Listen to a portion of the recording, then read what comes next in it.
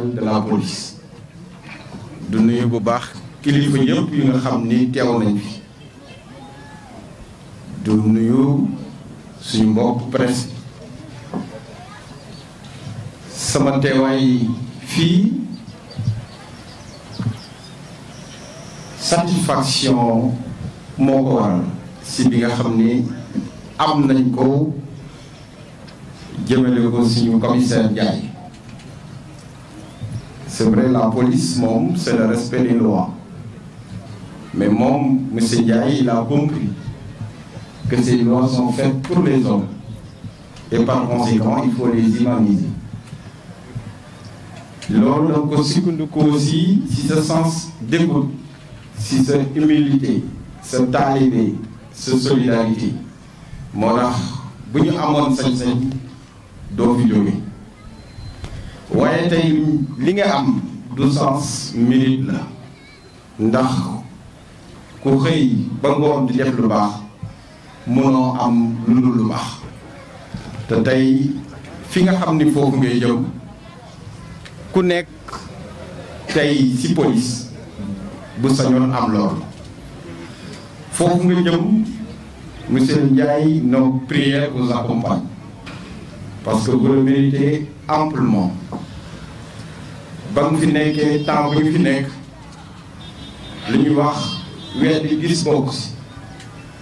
xamoon nañu ni poste police Madina Fall mel ak tey noo ko bàyyee koy dem donc loolu war na ni parce que nit lu muy liggéey boo ko bëggee rek fekk ko fi nga xam ni foofu lay liggéey. war nga ni police bi am nga ci engagement lu nga fonk la tey moo tax poste de Madina Fall bu ñu doon jël les 3 postes de police bokk na ci poste yi nga xam ni de référence la kon monsieur Ndiaye di def loolu ñaanal la yàlla aar la musal la ci cat ba fi nga xam ni foofu ngay jëm lépp lu fu séentu yàlla defaloo ko. xam naa ni monsieur Kayre bi nga xam ni moom mooy assurer intérim il a dit sur la planche xam naa ni yombul mais moom itam ñu ngi koy ñaanal yan bi oyof toll ci kaw ndax police su Madina Fall dafa am particularité parce que dañuy jàpp ni commune Thiès Nord la bokk te police Madina Fall commune Est la bokk. mais proximité bu mu am ci commune Thiès Nord donc ñun lay njëriñ parce que zone d'intervention c'est dans la commune de Thiès Nord mais fu ñu nekk nii présentement c'est la commune Est donc mais man tey mu fi teewee parce que zone d'intervention c'est dans ma commune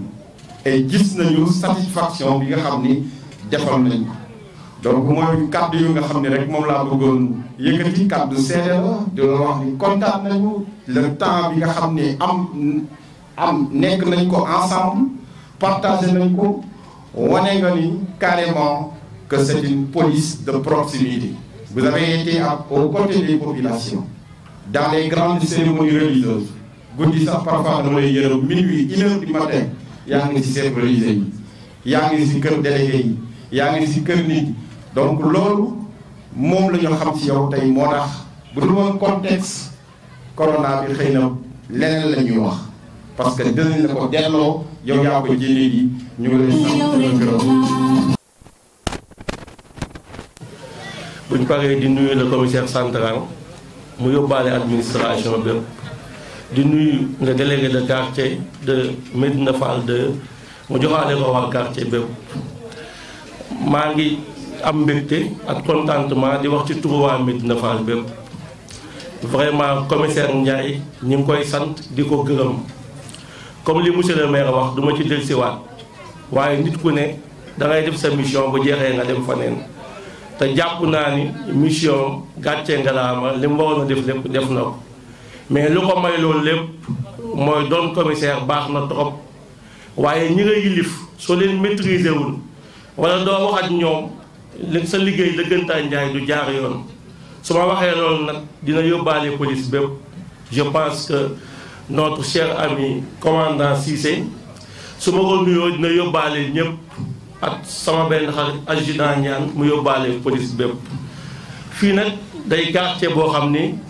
quartier Mame Cheikh Ibrahima Fall la doon quartier diine kuñ fi indi pour mu liggéey en tant que commissaire boo amul cohabitation yaa waa quartier bi sa mission dina yegg waaye dina xaw a jafe waaye moom commissaire bi comprendre na loolu bi mu fiy ñëw nekk nam ak waa quartier bi rafetoon na tey sax xëy na moo tax lii lépp mën a sotti mën a am ñu ngi koy ñaanal yàlla suñ borom fi mu jëm yàlla na dàq fi mu jógee waaye ki koy wuutu tamit ñi ngi ñaan yàlla suñ borom yàlla na xolam yaatu dëndam ubbeeku tam xam ni njaaykat li mu fi liggéeyoon rafet na moom it bu ñëwee na yokk ay jéegoom. je pense que wax ji xaw naa bari te li ma bëgg a wax lépp du fi xaj ñu ngi ñaanal commissaire Ndiaye bu baax a baax di ñaanal assistante bi bu baax a baax di remercier waa presse bi ak ñi fi ne ñëpp jërë ngeen jëf. de la police le commissaire de police Salif Camara adjoint du commissaire central et chef de la structure urbaine de Thiès. maa ngi teg ci nuyoo bi aussi l'édile de la ville mooy monsieur le maire Lamine Diallo di nuyu le délégué du quartier Sëñ Modou Lo ba mu koy nuyu aussi bon mu yóbbaale yeneen délégué de quartier yëpp di nuyu aussi notre cher ami monsieur Bassirou Sey c'est quelqu'un boo xamante ne bon il s'est beaucoup investi pour le service ñu ngi koy nuyu bon ci cadre bi may yëkkatee sama kàddu nag c'est dans le cadre purement du service parce que c'est le service aussi qui m'a délégué pour porter sa parole. Quelle parole? Mais c'est une parole qui va dans l'endroit de faire un témoignage à l'endroit du commissaire Omar Ndiaye qui a eu à gérer ce poste pendant presque 4 ans. li ma leen mën a wax ci moom mooy kilifa la njiit la man ba may doogu génn école police fii moo nekk sama premier poste bi ñu ma affecté au niveau de la DSP ku nekk xam nga ne élève boo jógee ci école formation mën nañ ne formation bi nekkul loo xamante ne danga koy accueillir à 100%. On te met dans un service pour que nga continuer sa formation moom aussi en tant que le grand encadreur qu'il fut parce qu'il a eu à faire ses services à l'école nationale de police, je vous le jure, il m'a accueilli. J'ai appris beaucoup de choses à ses côtés. Tey jii bu adjudant neen meleen nen ba ñu koy tiitaroo je vous le dis la ci kàddu gu rëy lépp moom mii la.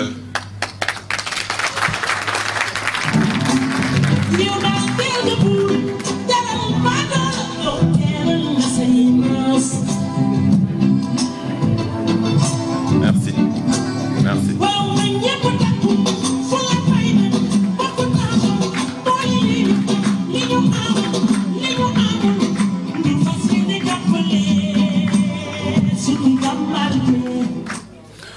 Ok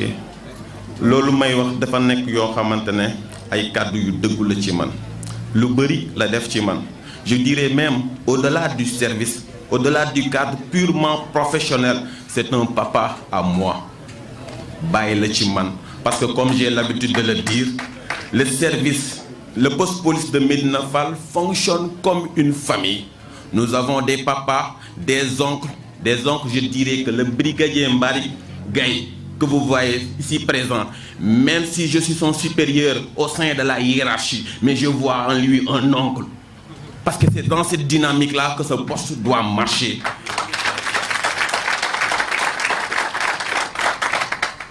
Bon, c'est ça. Ça, c'était dans le cadre purement personnel. Mais dans le cadre du service, il a été un bon manager. Maanaam manager mooy parce que nit ku nekk da ngay ñëw ak say humeur. Mais il a su gérer tout le monde fii doo fi gis ku mer doo fi gis kuy ñaxtu nit ku nekk gëdd bi nga am dina la ko jox ba mu mat sëkk d'ailleurs looloo tax tout le temps ngeen di dégg bon daanaka adjudant yi ngeen di gën a dégg adjudant Niane adjudant Mbeng adjudant Cissé lu leen ko may parce que chef de service bi moo leen bàyyi ñuy liggéey seen liggéey ci xel mu dal parce que en ayant une confiance entière en eux. Et je dirais aussi que ces éléments-là ñu ngi koy delloo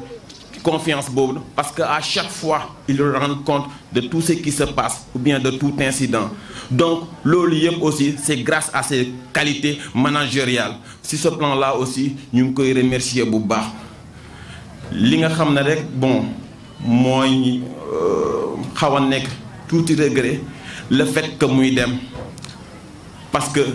gaw ma ni dinañ gaawati am chef bu mel ni moom kilifa gu mel ni moom parce que c'est quelqu'un boo xam ne il est effacé c'est quelqu'un boo xamante ne bu la confier responsabilité da lay bàyyi nga doxal ko tant que ñëwaatoo ci moom ne ko li nga ma santoon de lii ak lii ak lii ak lii du ci yaat yàbbi donc koo xam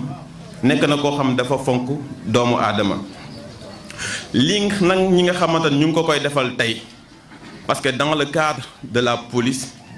on a des corps il faisait partie du corps des officiers de police il a réussi avec brio au concours professionnel des commissaires de police ce qui veut dire que il va entrer à l'école faire une formation pour sortir comme commissaire de police loolu c'est un honneur pour nous parce que il fut notre chef de service parce que c'est ici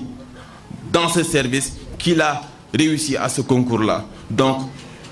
par ma voix le poste de police de Médina Fall ñu ngi koy féliciter à sa juste valeur.